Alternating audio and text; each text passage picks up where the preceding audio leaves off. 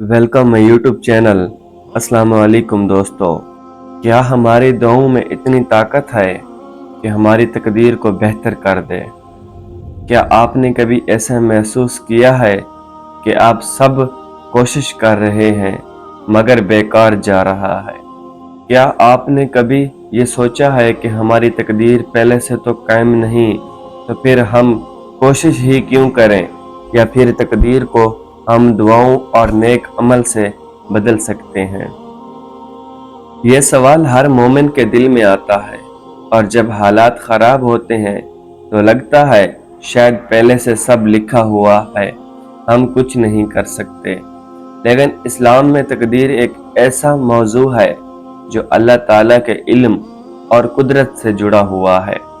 आम तौर पर यह सवाल किया जाता है कि क्या इंसान दुआ या किसी नेक अमल के जरिए अपनी तकदीर बदल सकता है?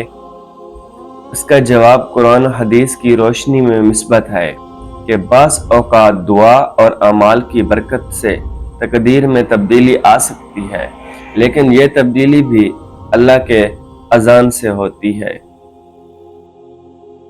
अल्लाह ताला का फरमान है, अल्लाह जो चाहे मिटा देता है और जो चाहे बाकी रखता है, और असल किताब उसी के पास है।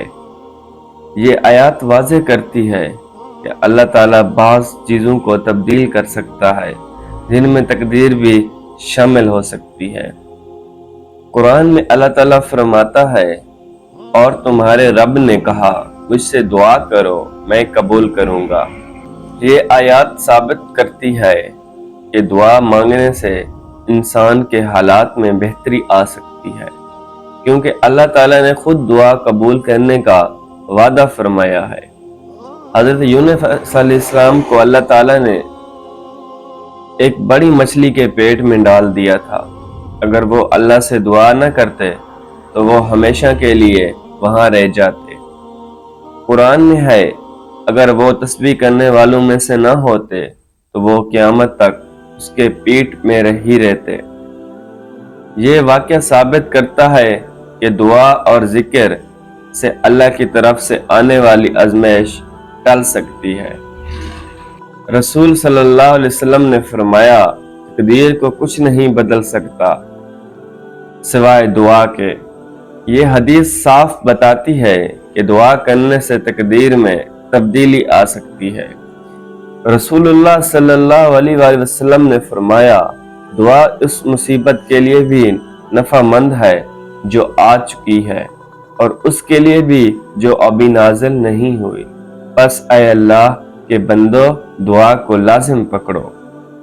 कुरान और हदीस की रोशनी में यह साबित होता है कि दुआ, इस्तिग़फ़ार, नेक अमाल और सदका देने से बाज़ किस्म की तकदीर में तब्दीली आ सकती है। अगरचे अल्लाह की हतमी तकदीर नहीं बदलती, मगर अल्लाह ने दुआ को तकदीर में बेहतरी का जरिया बनाया। इसलिए हमें चाहिए कि हम अल्लाह से कसरत से दुआ करें, इस्तिग़फ़ार करें और नेक अमाल को इख्तियार करें, ताकि हमारे हालात में बेहतरी आए और मुश्किलें टल सकें। वस्सलाम। वीडियो अच्छी लगे तो लाइक और शेयर ज़रूर करना। मिलते हैं एक नई वीडियो के साथ, तब तक के लिए अल्लाह हाफ़िज़।